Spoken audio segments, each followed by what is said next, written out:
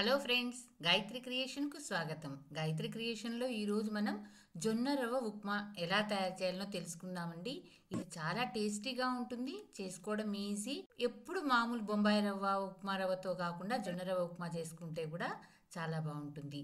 ఇది ఆరోగ్యానికి చాలా మంచిది. దీన్ని మనం ఇప్పుడు ఎలా తయారు చేయాలనో తెలుసుకుందాం.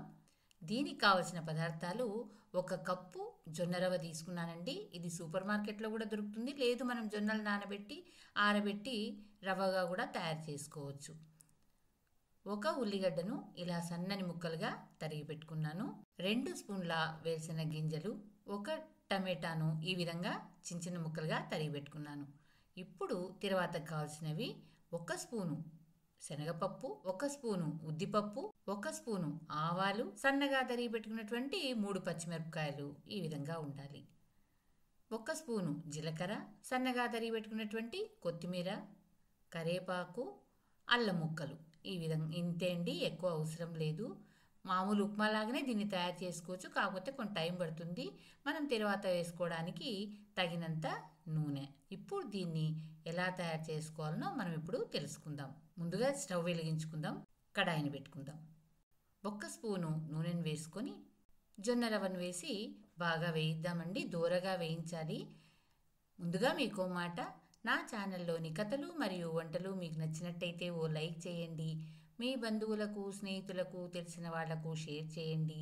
మరిన్ని టేస్టీ వంటల కోసం, మరిన్ని మంచి మంచి కథల కోసం గాయత్రి క్రియేషన్ను సబ్స్క్రైబ్ చేసుకోండి. మాడిపోకుండా దూరగా వేయించాలండి.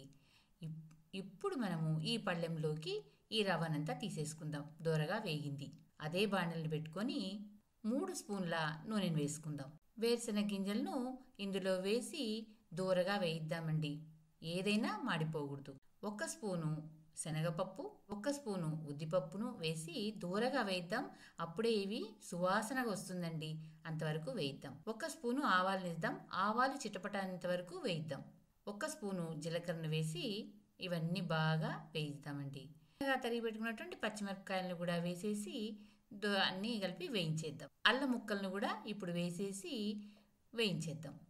2 రెబ్బల కరివేపాకును వేసేద్దాం. 1/2 స్పూన్ ఇంగువనేసి వేయిద్దామండి. ఇంగువ అనేది ఆప్షనల్, మీ ఇష్టం ఉంటే వేసుకోవచ్చు, లేకపోతే లేదు. ఇప్పుడు సన్నగా తరిగి పెట్టుకున్నటువంటి ఉల్లిగడ్డలను వేసేసి వేయిద్దాం.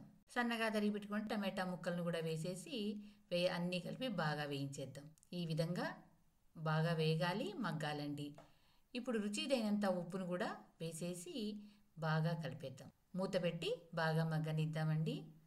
చాలా ఈజీ అండి, అన్ని ఉప్మాలు చేసుకున్నట్లే, కాకపోతే టేస్ట్ బాగుంటుంది. ఇది ఆరోగ్యానికి కూడా మంచిది. ఈ విధంగా మగ్గిన తర్వాత 1 కప్పు రవ్వ అయితే 3 కప్పుల నీళ్లు పోసుకోవాలండి. మామూలు ఉప్మాలకైతే మనము 1 కప్పు రవ్వకు 2 కప్పులు నీళ్లు పోసుకుంటాం.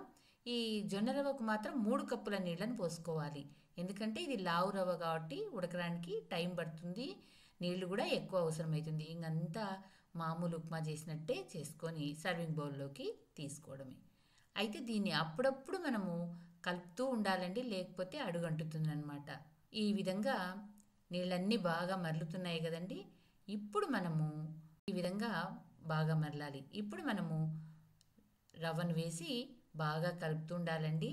అడుగంటకుండా చూసుకోవాలి. ఇది ఉడకడానికి కూడా కొంచెం టైం పడుతుంది. అప్పుడప్పుడు మూత తీసి మనం కలుపుకుంటూ ఉండాలి. ఈ విధంగా దీన్ని కలుపుతూ ఉండాలి. దీన్ని మూత పెట్టి బాగా ఉడకనివ్వాలండి. ఇంకా ఆ తర్వాత మనం సర్వింగ్ బౌల్లోకి తీసుకోవడమే. ఇది వేడివేడిగా తిన్నా బాగుంటుంది, చల్లగైనా కూడా బాగుంటుంది. దీన్ని మనం పప్పుల చట్నీతో కానీ బుడ్డల చట్నీతో కానీ తీసుకోవాలి. చివరగా దీనిపైన మనము కొత్తిమీరతో గార్నిష్ చేసుకుందాం. ఈ జొన్న రవ్వ ఉప్మాను మీరు తయారు చేసి మీకు ఎలా కుదిరిందో నాకు కామెంట్స్ రూపంలో తెలపండి. ఇంతే అండి, ఈజీగా చేసుకోవచ్చు మనం ఇది. Thank you for watching.